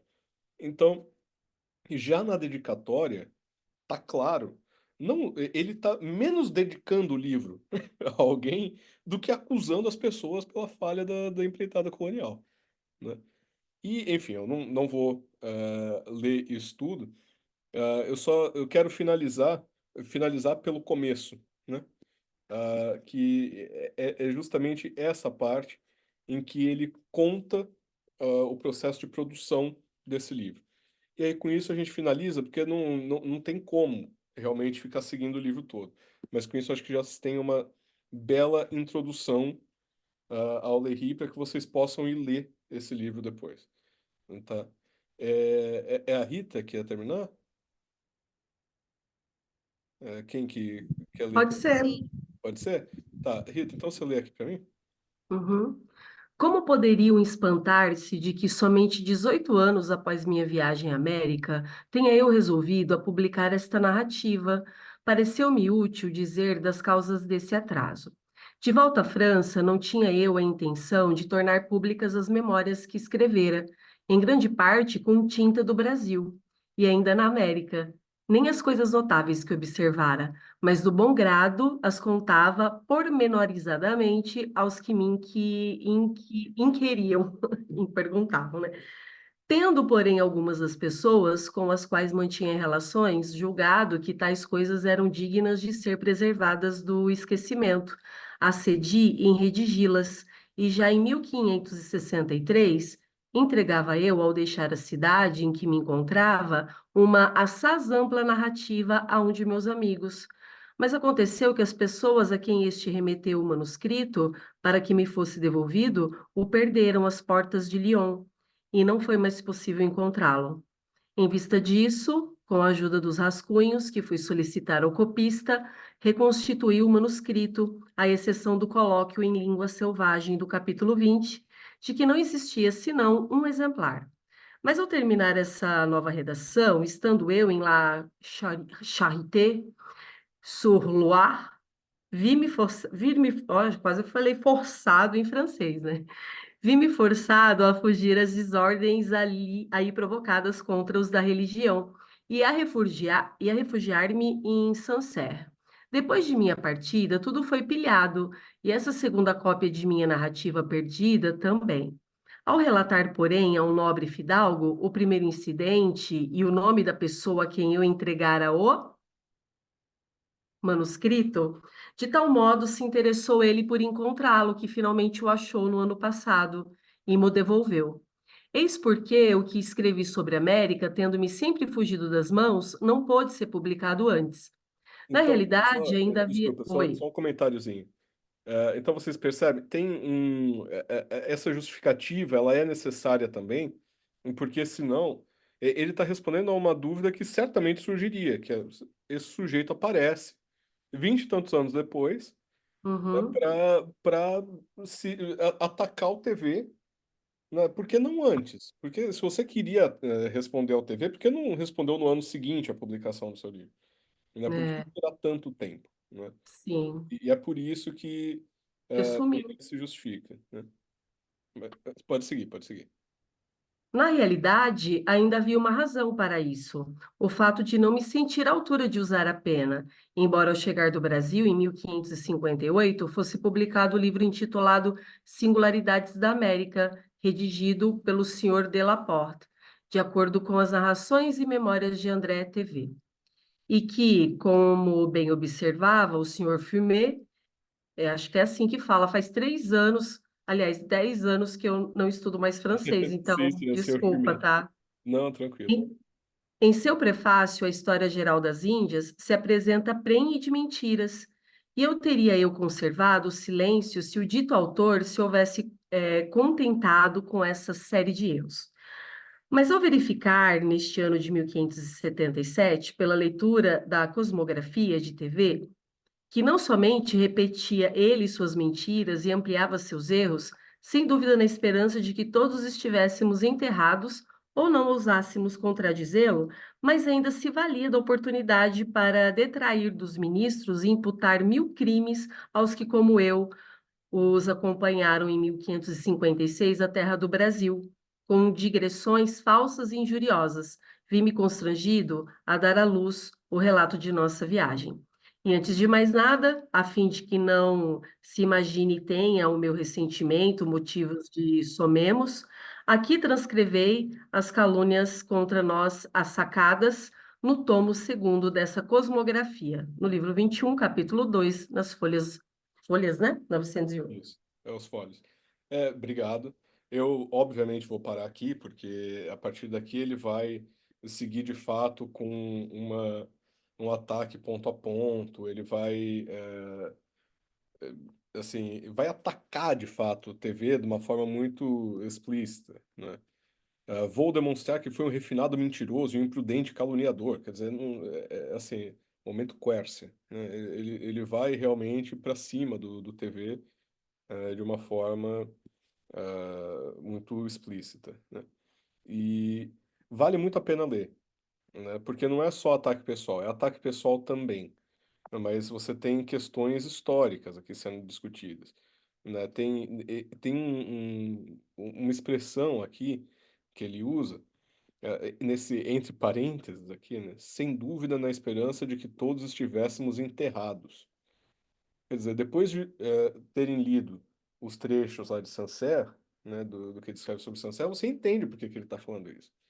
Você entende a violência que foram as guerras de religião. Não só do lado católico contra o protestante, do lado protestante contra o católico também. Ali, os católicos estavam atacando. Mas você tem... É guerra civil. É guerra civil, né? E então quando ele fala, o TV está mentindo agora, porque ele estava na esperança que todo mundo tivesse morrido já, né? Ele está também culpando o TV, indiretamente, é claro, né? Pela morte dos calvinistas ali na sua época, né? Então, enfim, vale a pena ler, né? Leiam de verdade. Tanto o Léry quanto o TV, eles são textos assim fundamentais para a gente entender alguma coisa sobre esse período, né? Eu não sei se esse curso contribuiu em alguma coisa para vocês. Eu espero que sim, né? Mas não tenho muito como medir isso. Mas depois eu vou mandar para vocês um link no. Peraí, eu vou. Tudo bem. Ah, obrigado. E eu depois eu vou mandar para vocês um e-mail com um link para um formulário do Google. Isso não é obrigatório para quem quiser, mas porque eu estou pensando em dar esse curso novamente no próximo semestre. Então, eu queria coletar, ah, enfim, opiniões de vocês, sugestões e tal, para eu poder pensar o programa da segunda versão do curso, né? Eu quis fazer um curso curtinho mesmo, assim, 3 aulas para introduzir o tema sem esticar demais, né? E espero que tenha dado certo. Alguém tem alguma pergunta? Quer dizer alguma coisa? Se não, a Obrigada, gente... merci beaucoup. Obrigado. Obrigado ao pessoal que está postando aqui no chat também. Não, foi um prazer, tá? Vou parar de gravar aqui e vamos lá.